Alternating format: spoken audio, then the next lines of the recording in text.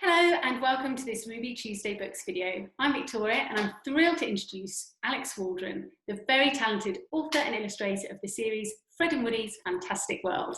Hello, Alex. Hi, Victoria. We're here today to talk to you all about your new book, Our Uncles the Cruncles. This is the third book in your four-part series, Fred and Woody's Fantastic World. You see familiar faces in Fred, Woody, cousin Stevie, Big Nan and Pooh Pops, but you also introduce to us Uncles Greg and Gary Crunkle. Although I'm a massive fan of the books in the series so far, I have enjoyed this one the most, I think. The story continues to have parts for children and adults to giggle at, as well as showing us what happy and healthy relationships looks like. I love the continued black line drawings on the brown paper, and the inclusion of rainbows is just perfect. Me and my boys love spotting little Martha the turtle on each spread too. The feel and look of these books are so attractive. The attention to detail in the artwork is just stunning. So another job well done to you. No. So Alex, how did the series Fred and Woody's Fantastic World come about? So basically, I wrote the first book. I used to like write little stories for my boys just to keep them entertained, and they were sort of bedtime stories that sort of slowly grew into picture books. And then one Christmas, I made them a little book to go in their stockings, which was about their amazing nans and nannies and great nans, and it was kind of a thing to sort of pass on to them, and it had pictures of their nans. And I'd illustrated pictures of the boys just to make them laugh, really. I come from a design background, so it kind of sort of itched a creative scratch I had. And it kind of just escalated into a bit of a passion project, to be honest, and I just enjoyed drawing. And then I started thinking of different subjects that I could write about, and being involved with the nursery, realised that there was kind of a lack of books that dealt with topics that some parents might find difficult to talk about, and there was a real sort of gap there that I thought could be filled. So I kind of wanted to write books about. I've written a book about bereavement, and a book about penises, and a book about vulvas, and it's just writing fun books for kids that deal with subjects that should just be normalised at that age. And it's kind of a way of essentially parents, but also teachers and educators, that they can use them as resources to sort of talk about these subjects in a fun way that makes them less scary and just makes them normal, basically. And then it's just grown from there, basically. It's grown from a little passion project to physical books that I can actually give my kids, which is amazing. So, yeah. That sounds like a lovely little Christmas present.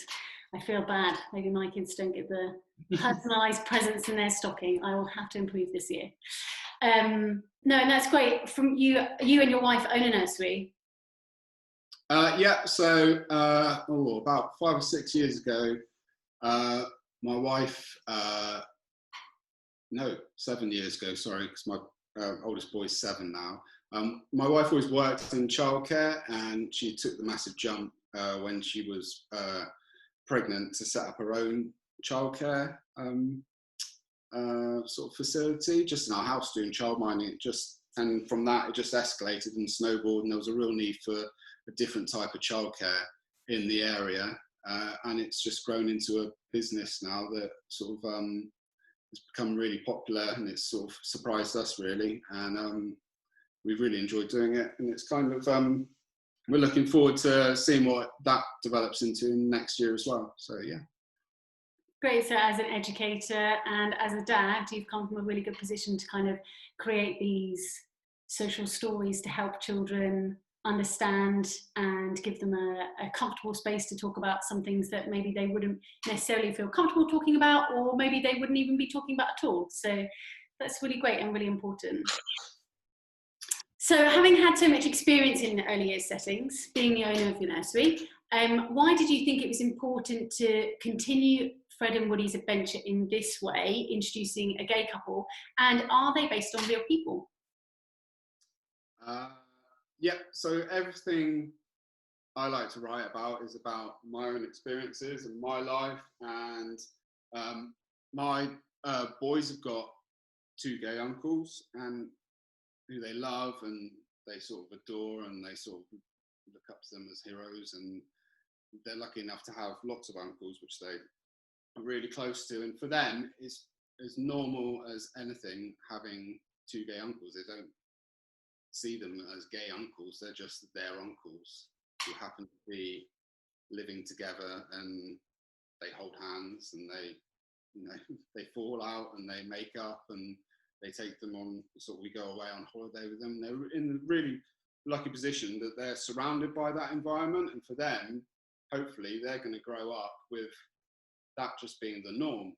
There's not going to be any sort of doubt to that not being a normal relationship. And actually, I wanted to write a book about love and about relationships. And in a way, the two main characters just happened to be gay because I wanted to normalize it. It wasn't about, oh, this is something different. I wanted it to be, this is normal. And in fact, this could be a really good vehicle to talk about relationships and love, as opposed to any other subjects as well. So, like, for me, the key to the book is talking about healthy relationships as well.